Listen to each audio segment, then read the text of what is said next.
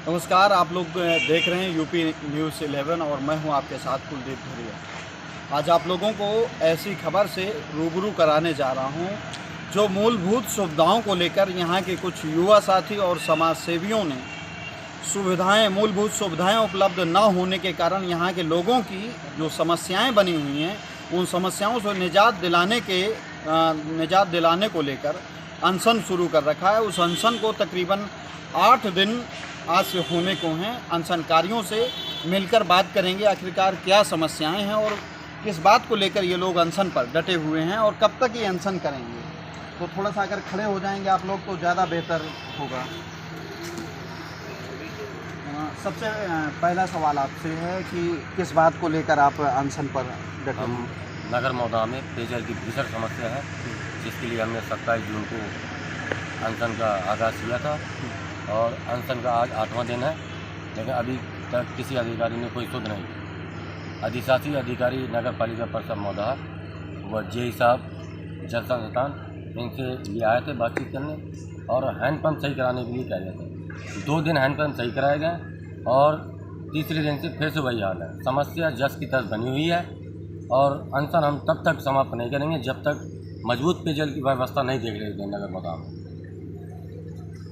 ये कहना है यहाँ जो अनशनकारी हैं कि जब तक यहाँ पर मजबूत पेयजल की व्यवस्था नहीं हो जाएगी तब तक इन लोगों का अनशन जारी रहेगा। 7 दिन पूर्ण हो चुके हैं, 8वां दिन है। अगर कोई बात होती है या किसी प्रकार की कोई घटना होती है तो क्या लगता है और ऐसी इन परिस्थितियों के बीच में आप लोग अनशन जारी किए?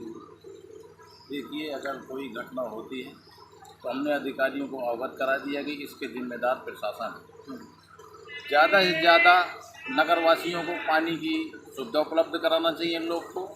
हमारे साथीगण आज 8वां दिन है अनशन कर रहे हैं। लगभग 1 करोड़ 80 लाख के आसपास नगर पालिका ने इनको फंड दिया पानी व्यवस्था करने के लिए नगरवासियों को। तो लगभग उसमें इन्होंने 3 ट्यूबवेल बनाए हैं और लगभग 200-400 फुट लाइन डाली है। तो जब 200-400 मीटर लाइन डाली है और 3 ट्यूबवेल हैं, अगर वही किसान ट्यूबवेल कराता है तो 5 लाख में, ज़्यादा से ज़्यादा 5 लाख में उसका विद मकान बन जाता है। इन्होंने 1 करोड़ 80 लाख में केवल 3 ट्यूबवेल किए हैं और 200-400 मीटर लाइन डाली है। कहीं ना कहीं भ्रष्टाचारी अधिकारियों को खुला दिख रही है। अब मुझे तो ऐसा लग रहा है कि आज 8वां दिन हो गए, किसी ने सुध नहीं ली। मुझे लग रहा है कि इन्होंने आधा पेमेंट निकाल के अपना अपना कमीशन बांट लिया है और पब्लिक की समस्या ज्यों का त्यों है, इसलिए ये हमारा सामना नहीं कर रहे और हमारी सुध नहीं ले रहे। अब मैं अधिकारियों को आपके माध्यम से अवगत कराना चाह रहा हूँ, अगर इन लोगों ने 2-4 दिन में हमारी सुध न ली तो यहाँ बहुत बड़ा जनसमूह लेकर के आंदोलन होगा। ये अधिकारियों की हमारी चेतावनी है और रिक्वेस्ट भी है, आप आए, नगरवासियों को पानी पिलाएं, तभी ये अनशन समाप्त होगा। चाहे 1-2 साल हमें पड़ा रहे, हम अनशन में बराबर लड़ाई लड़ेंगे नगरवासियों के लिए पेयजल की समस्याओं के लिए। तो ये जो अनशनकारी हैं इनका बार बार यही कहना है कि जब तक कस्बे की पेयजल आपूर्ति की समस्या दूर नहीं होती तब तक ये लोग अनशन करते रहेंगे।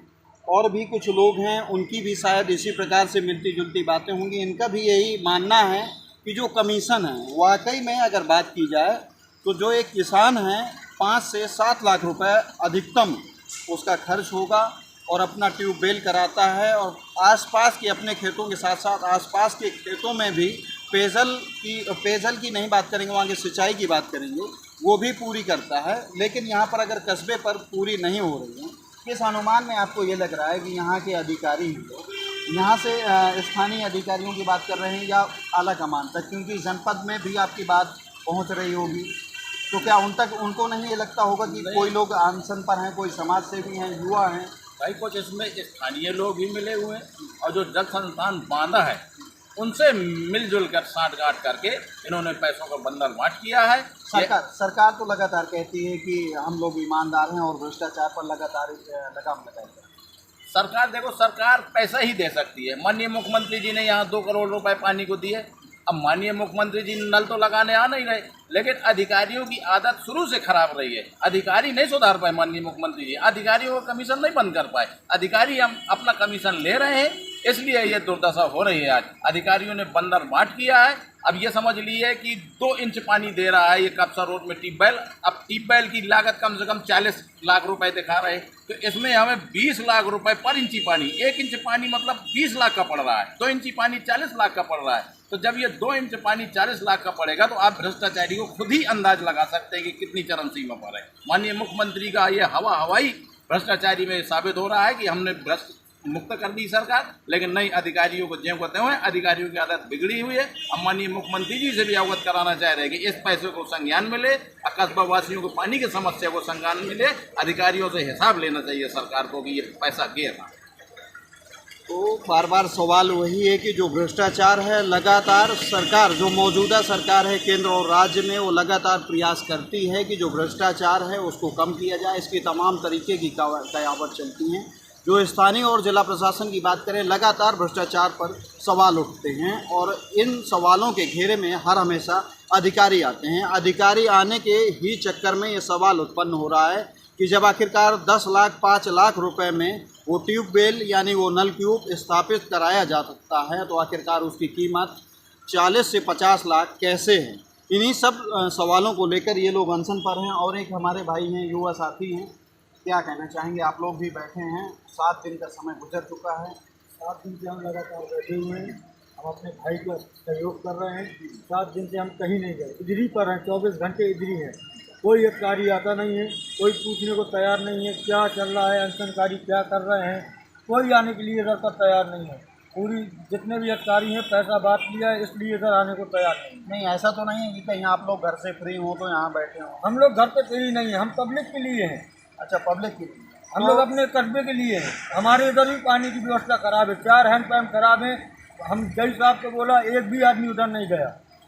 हम क्या करें? हम तो बोल सकते हैं ना उन लोगों से, वो नहीं गए तो हम क्या कर सकते हैं बताइए। तो इस प्रकार की परिस्थिति है कि लोग घर से फ्री तो नहीं हैं, लेकिन फ्री हैं किस लिए कि यहाँ के जो कस्बे की पेयजल की समस्या है उससे निजात पूरे कस्बा वासियों को मिले। महज 6-7-8 लोग हैं, लेकिन कहावत है कि अगर वाकई में जब इंसान मजबूती से खड़ा होता है और मेहनत करता है तो उस मेहनत की सफलता एक न एक दिन उसे ज़रूर मिलती है। और भी कुछ लोग हैं, उनसे भी बात करने का प्रयास करेंगे कि कब तक ये अनशन चलेगा और कब ये अनशन तोड़ सकते हैं, कब उन्हें किस प्रकार का आश्वासन मिलेगा। तो इन सब बातों को लेकर और भी एक चाचा हैं हमारे साथ। चाचा, आप अनशन कर रहे हैं और युवा साथी हैं, आप कतराइए नहीं, अनशन पर बैठे हैं तो अपनी बात आप रख सकते हैं। आप आ जाइए, आगे आइए। तो कुछ युवा साथी हैं, लेकिन आगे ही मैं बात करने का प्रयास करूंगा कि आखिरकार अधिकारी क्या आपको आश्वासन दें, किस प्रकार से आश्वस्त कराएंगे आपका अनशन समाप्त? जब तक नगर मौदा में पेयजल की मजबूत व्यवस्था नहीं देख लेते हम लोग, जब तक हम अनशन समाप्त नहीं करें। नगर मौदा में पेयजल की मजबूत व्यवस्था हो जाएगी, हम अनशन समाप्त कर देंगे। नगर वासियों को ऊपर भारी संकट है। रात में 2-2 बजे जगने के लिए मजबूर हैं पानी भरने के लिए। अगर नहीं जग पा रहे हैं तो दिन में पानी पीने के लिए। आखिरकार अधिकारी क्यों नहीं सुध ले रहे हैं? जो जिम्मेदार हैं, चाहे राजनीतिक तौर पर अगर माने, जो जनप्रतिनिधि हैं, उनको भी तो ये कहीं ना कहीं खबर जाती होगी कि आप लोग अनशन पर हैं। कोई आए जनप्रतिनिधि आपके पास? अभी तक तो कोई नहीं। अधिकारियों की अगर बात करें, स्थानीय हो या जिला प्रशासन, सिर्फ जेई साहब और अधिशासी अधिकारी नगर परिषद मौदा, यही 2 आए थे, वो भी हैंडपम्प के लिए। हैंडपम्प हम जल्द से जल्द सही करवा रहे हैं। 2 दिन सही हुए हैं और तीसरे दिन से फिर से वही हाल है। नगर पालिका ने कितना पैसा दिया अनुमानित? कुछ आपको मोटी मोटी जानकारी होगी। नगर पालिका ने लगभग 1 करोड़ 80 लाख रुपए दिया। किस विभाग को? जल निगम बना, जिसमें 3 ट्यूबवेल पास हुए थे, 2 बन चुके हैं, वो भी लेकिन इनकम्प्लीट है। अभी तक पूरे कंप्लीट नहीं हुए हैं।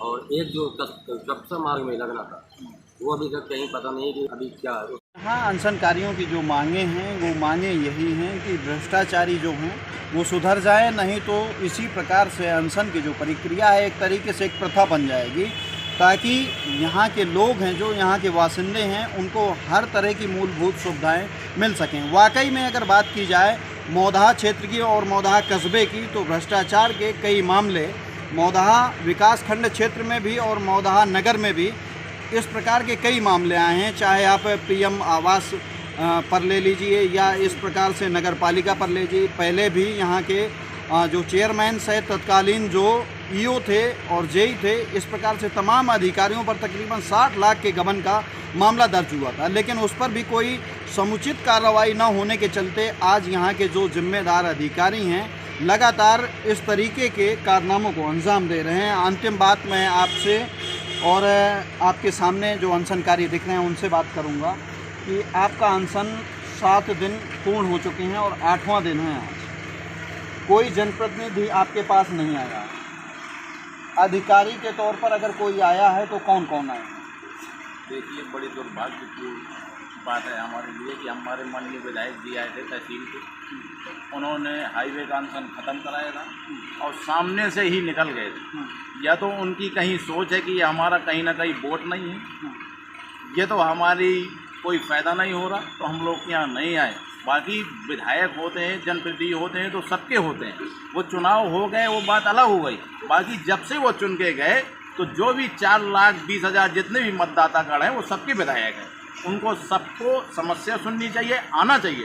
सरकारें तो आती जाती रहती हैं, लेकिन माननीय विधायक जी हमारे क्षेत्रीय विधायक हैं, लड़ने वाले हैं, तो विधायक जी को हमें भी हमारे यहाँ भी आना चाहिए। केवल तहसील से अनशन ख़त्म करा के विधायक जी चले गए हैं। हमें इस बात का दुख है कि विधायक जी हमारे अनशन पे नहीं आए। उनको आकर के हमारी भी समस्या पूछना चाहिए, क्योंकि ये तो लोकल की समस्या है। ये तो विधायक जी मुश्किल से 1 घंटे के अंदर हल करा सकते हैं। विधायक जी का भी दायित्व तो बनता है कि अधिकारियों से बुलाकर हमारे सामने पूछें, ताकि हम लोगों को भी विश्वास मिले।